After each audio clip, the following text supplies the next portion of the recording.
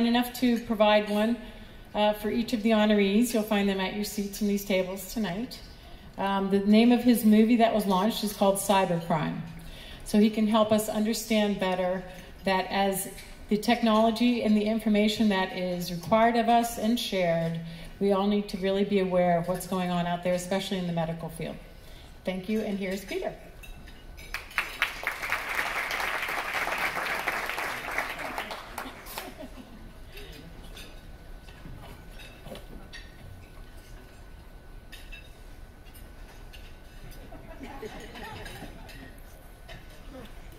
Please allow me to introduce myself. I'm a man of wealth and taste. I've been around for a long, long years, stole many a man's data to waste. I've always wanted to be a singer. Thought it would get me fun time with the girls. As it turns out, so does success. Who knew? Pleased to meet you. My name is Sergei. I'm 30 years old, and I live in a place called Berserkistan. I live there in a villa with my 2 girlfriends that I met on an internet dating site. I am the CEO of a cybercrime business. Yes, a business. Some people would call me a cyber criminal. I prefer to think of myself as an entrepreneur. I know who you are, where you live, your birth date, where you did your residency, the college you attended, your nickname, your children's names, your maiden name, who you voted for, and what you ate for breakfast. And all that information you shared with me. I didn't even have to ask. You allow me and my team to extort you. I also steal hundreds of millions of pieces of information of yours that I don't use myself, but I do sell on a place called the dark web, the deep underbelly of the internet. I have a team of cyber criminals that buy information from me. One of our most recent hits, has anybody ever heard of the app MyFitnessPal? 150 million accounts. That's your username, your password, your credit card information, your name, your address, what you eat every day, and your weight. And by the way, many of you are lying about both of those things. Just saying. Why am I here today? Your speaker asked me to show up and give you a glimpse of what a cyber criminal might look like. Who is it that's behind all of this cyber crime? Why is it happening? And how can you protect yourself? He happens to be my arch nemesis and really does a very good job at protecting the people that he serves.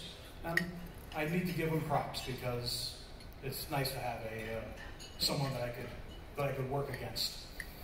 So with that, I'd like to introduce your speaker, Peter Verlezza. You can clap. For me, not him. That gets people's attention. And it gets people's attention because everything that I said is true. Cybercrime is a huge business and it's growing exponentially. We are seeing, well, anybody hear of the city of Baltimore? Show of hands. How many Bitcoin is it? 5, 6 Bitcoin? $40,000, $50,000? The city is shut down. They cannot do anything. One of the things that I have begun to do over the past couple of years, and we do specialize in the medical community and all things technology, but the interesting thing that I have seen is that there's a lot of focus. I mean, there's 3 risks that you run for any business.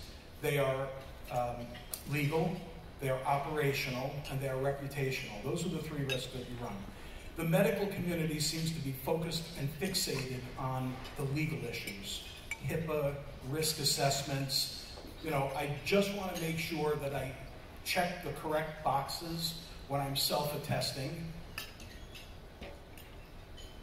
and I'll be fine. But let's think about an orthopedic practice somewhere in Connecticut, not a client, is a friend, that was hit with a ransomware, similar to what happened with the city of Baltimore.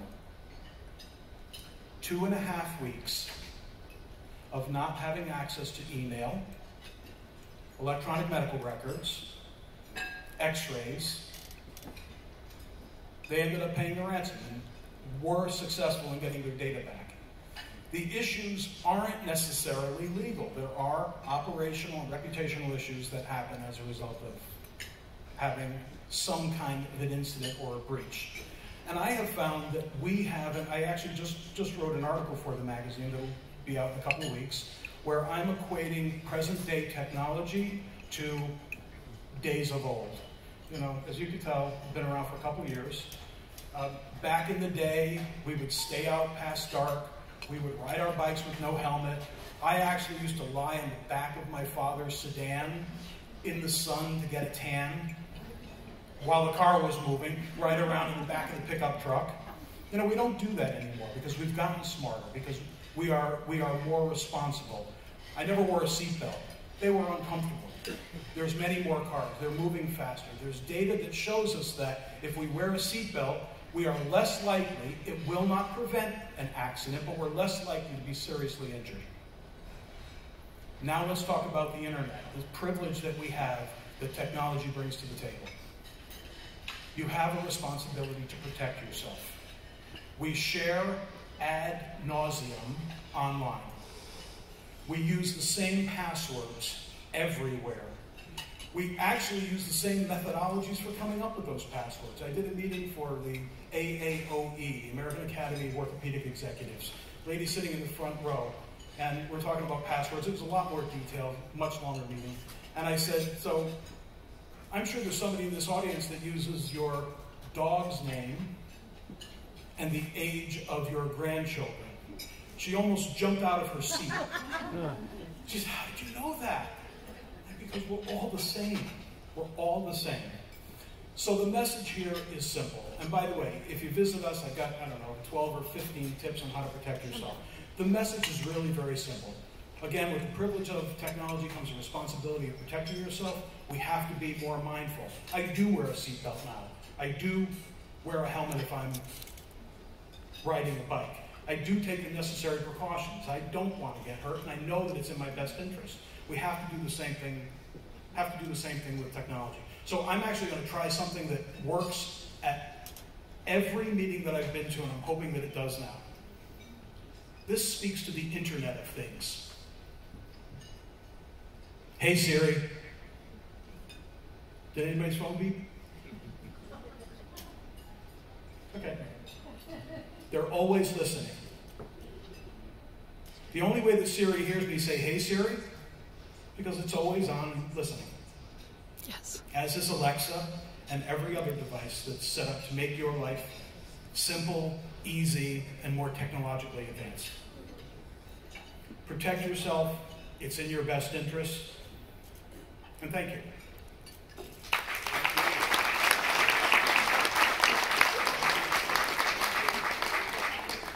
I have a very difficult time being serious. I'm going to do my best. Because now we're getting into the good stuff. I've always wanted to be in a meeting to say, is there a doctor in the house? I think this is the one. I think I'm there. All righty. The first award tonight is Caring for All. This award recognizes a doctor